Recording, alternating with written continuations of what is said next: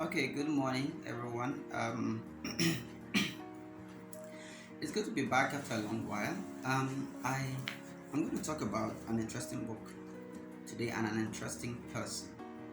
This book is called Americanah by Chimamanda Ngozi Adichie. You see, the truth is that I haven't actually read it. I actually listened to it on YouTube, and it's a rewarding thing when you can listen to a book from beginning to end or most of it, because the book often appears so thick. This book is about 539 pages long, and I'm always intrigued at how people like Chimamanda are able to maintain the consistent story from beginning to end and still deliver on point with these kinds of books without, straying off to weird tangents. And she's an incredible writer. Americanah is about a lady called Ifemelu. It's mostly about Ifemelu and then Obinze and their love life before both of them went abroad. Ifemelu on her part went to America, and Obinze was in London for some time and came back, became a rich person, married. So it became another complication of their relationship. At the time Ifemelu came back to Nigeria, Obinze was married, and then this extramarital love affair ensued between them, and it was a conflict in her own soul.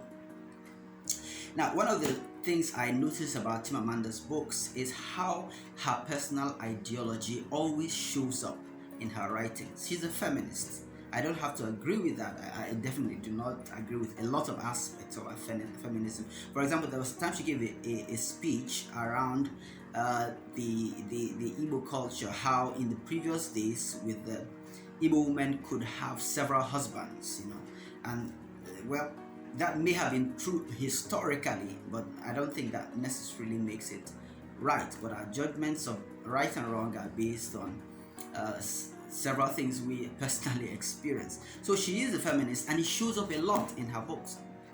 It shows up a lot.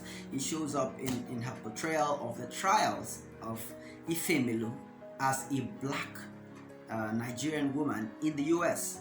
And she also highlights a lot of times the stereotypes that white people have about black people, or that Nigerians have, or that other people have about Nigerians, and it's all very interesting. She does it with a lot of humor. She's a very humorous person, very intelligently and witty, and intelligently humorous, and she just is able to pass across her ideas with so much fun that the intelligent reader can grasp it without too much of a conflict. A lot of things that she talks about are very sensitive issues: race, tribe, Nigeria's corruption and all that, but she's able to deliver it with so much humor that the book is just absorbs you into itself. So that's her story. And another thing that comes out a lot in her book, in this particular book, is of course the Nigerian politics, the aspects of Nigerian politics where people are rich because they're in government, and the fact that some women have to tie themselves, like maybe Auntie Uju, I believe, have to tie themselves with big men in order to survive. Some women in Nigeria, their source of income is a big politician who they are sleeping with, and she points out that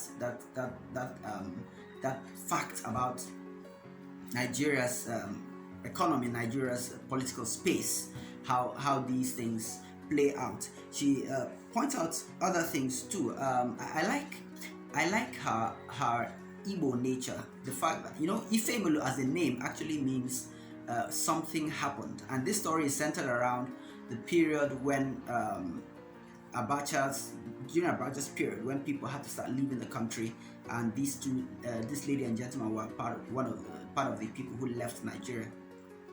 She has this.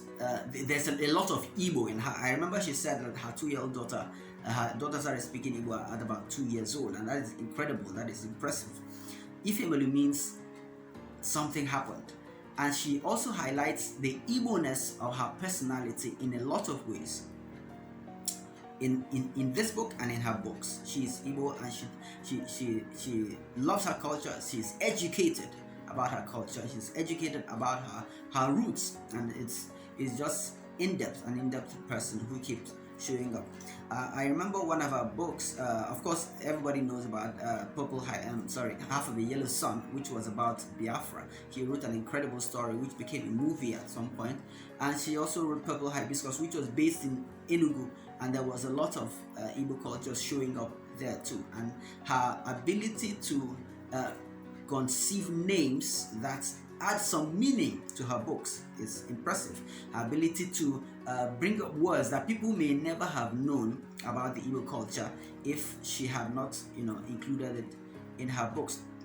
Oh, she's such an incredible writer. Americanah is just about it is all around those things. The feminism shows up a lot, the Nigerianness of it, the cultural paradigm of the Igbo nation. It shows up in bits and pieces here, and of course love, what we call love.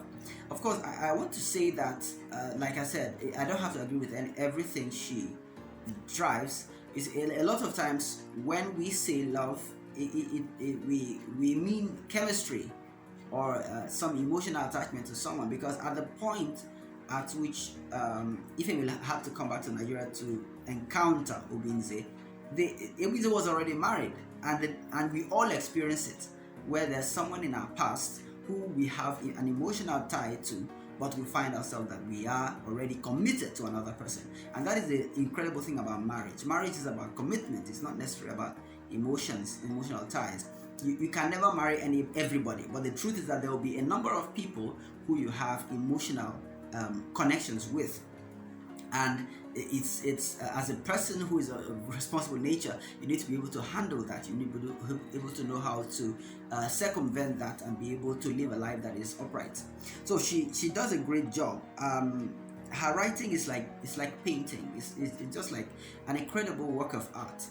When you listen to the reading, you find out that even when the person who is reading the book is compelled to read it with a certain tempo partly because of the way she writes. Chimamanda is one of a kind. I don't have to say it. It's been said over and over again, but I think I just thought to share this particular one with you today. And each one of her other books, she's just classic, and she takes her time to develop it. One of the things also that I notice about her writings is that her background shows up in her writing. If I could match the character Ifemelu to a person in real life, I would probably match it to Chimamanda herself. Ifemelu became a blogger around issues around her own experiences in the US, which more or less Chimamanda is doing with her books. She's the person who is making fun around those called Nigerian issues, those feminist issues, and Chimamanda is doing so in real life.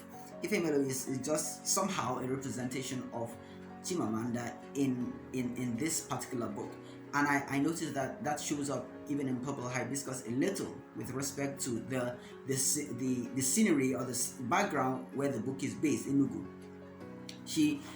Every writer, I think that most writers, somehow their personality, their experiences contributes to forming the story and being able to deliver their ideas. And that's the beautiful thing about writing fiction.